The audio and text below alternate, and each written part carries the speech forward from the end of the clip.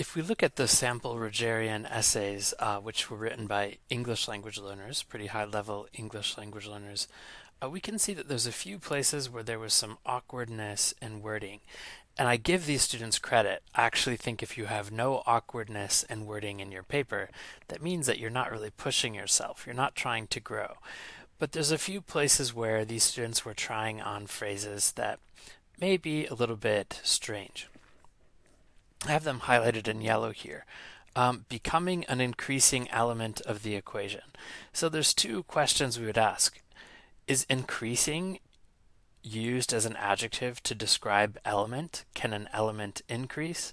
And another question here might be, can I become an element of the equation? Or if we look at this phrase here, intrude on their guests' individual liberties. Can I intrude on liberties or intrude on individual liberties? Meaning wise, it makes sense. Intrude means like stepping in or crossing a boundary. Becoming an increasing element, so something that is a larger part of the equation than it was previously. So it's not a problem with meaning. This is just a question of use. Do these words exist in this combination in English? And I wanted to use this as an example to show you some of the tools which are available that I'm going to link to our course canvas, which might be helpful as you compose writing. This website is from Germany. It's a corpus collection created by Leipzig University. Corpora are giant collections of language. We can see right here the automatic one that's set to is German and News 2020. That means all of the German language news in 2020. You can see that in this data set are 35 million sentences with 546 million individual words. So what we're looking for then is searching in this database to see what kinds of word combinations are actually used by people when they're writing in this language and which ones maybe are rarer. So what I would want to do first is to change from German to English, and I've got all of these different collections of language to use. I could use Wikipedia. So this is a simplified version. This is sort of a bigger one, but I'm going to focus on all of the news corpus from 2020, the way that this language is being used right now. What I see is that, yeah, there's 32 million sentences with 688 million words. There's a few more words per sentence in English than in German. But I can do a search for a word. Like one of the new verbs that you learned in this unit was the verb exhort. To exhort someone is to encourage, suggest action, to say that, hey, if you do this, this would be a good idea. I encourage you to do it. I would like you to do it. We can see what are the sample sentences in the news. Our parents exhort us toward focusing attention on scoring good marks, to encourage and exhort. We exhort the public to restrict themselves. So this is from the coronavirus time. Exhort people to wash hands, like saying, hey, this would be a good idea. Exhort law enforcement agencies too. What I can see already is that we see a pattern. I exhort someone to do something. Exhort those in the public to demonstrate. Exhort the public to restrict. Exhort people to wash. Exhort agencies to ensure. Exhort librarians to continue. So that's the pattern that I would normally do, exhort people to follow. But you see there are some other options like exhort vigilance. That exhort vigilance, where there is no verb exhort vigilance even as it tries to, but I'm just exhorting a thing here. Or exhort us towards it. I don't have this to do verb right after that. We can also see some of the word combinations that were often associated with exhort in 2020 in the news. Supplications, prayer, intercessions. It's often used in the context of religious prayer, actually. Misleading. Some of the words that are in the same sentence. Closet homosexual, disregarding, mislead, manipulating, and you could actually click on those verbs. We also see that this isn't really that popular of a word. There was only 77 occurrences of this word among that whole thing. If I compare this to a word which has a similar meaning like encourage, we see there's a lot more occurrences, where exhort only occurred 77 times, encourage occurs 32,000 times. It's the 2,337th most common word. And here I don't have the same patterns necessarily. I can just encourage a thing, encourage modernization, encourage development. I can also use it in that way where I was using exhort, encourage someone to do something, encourage internet users to visit, encourage someone to do something, encourage you to work, encourage masks to be worn.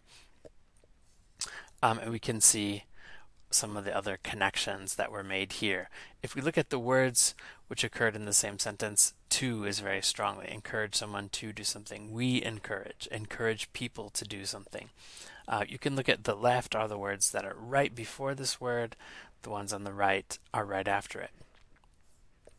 So I'm sort of curious if we take the word element,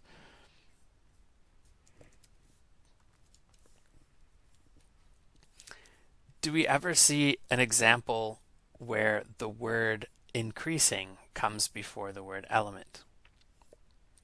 Well, what I'm going to look for, do I see increasing in any of the common words that are in the same sentence? No. What about the words which occur right before element? Just one word to the left. An element, key element, important element, essential element. But I never really see the word increasing as an element here. And I could add a few more. I could keep adding more, and I'm still never finding the word increasing element, that combination. So this means it may be an unusual combination in the English language. I might want to say, instead of increasing element, one thing that I see is important. So I could change this to an increasingly important element of the equation. This sounds much more natural to a speaker. And then I'm curious, like, to become an element. Do I ever see that in the same sentence? I can add a few more. I'm not seeing become. That doesn't mean that I can't use it. And here's a chance for us to use maybe just simple Google. Let's do a search for increasing element. I'm going to put it inside these quotes, increasing element. By putting it inside these double quotes in Google, I'm doing a search for that exact wording. Scarification of seeds as an increasing element. Variations in estimates of skill within an increasing element.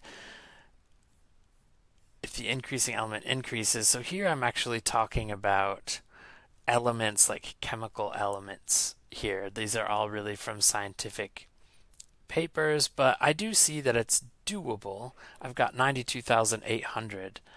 What if I do a search for increasingly important element? I've got 55,000. If I do a search for, increasingly important element, I've got this is what I wanted to find. I've got 1.3 million possibilities, even though it's 3 words. So you'd think it would be less likely to find that. Increasingly important element is a much more common phrase in the English language than increasing element is. This only occurs that many times, and this might be statistical noise here. So that's a good sign that this might not be that common in the English language. So becoming an element. Can I do becoming an element? Bacon becoming an element. Guidelines are becoming an element. Again, all of the uses that I'm seeing here seem to be like becoming an element of chemistry on the first few pages. Here, becoming an element of high added value and economic potential. This is becoming an element of paramount importance. Okay, so actually becoming an element, I think this works. I can find lots of examples of it kind of the way I want. So I've answered this question that maybe increasing element, this combination is a little awkward, but becoming an element is just fine. So this is a way to kind of check that out. Let me say, like, if I want to say, I encourage that you come, if I think I want to use this phrase. Well, there's 561,000. We strongly encourage that you come alone. We strongly encourage that you come early. Um, we strongly encourage that you come during the week. But if I compare this with another way I could say that, encourage you to come, I see 26 million hits. So if I think like, oh, would I say it this way in English? Would I say it this way? Which one? You can do a simple Google search to try to give you those answers. And if I do encourage here, I want to see, does the word that occur right after it? Um, and in which situations right after it? I don't see that very often. So this is a sign that it might be better to encourage you to come because the word to is by far the most important one. So using these tools might help you as you're considering different wordings for your essays.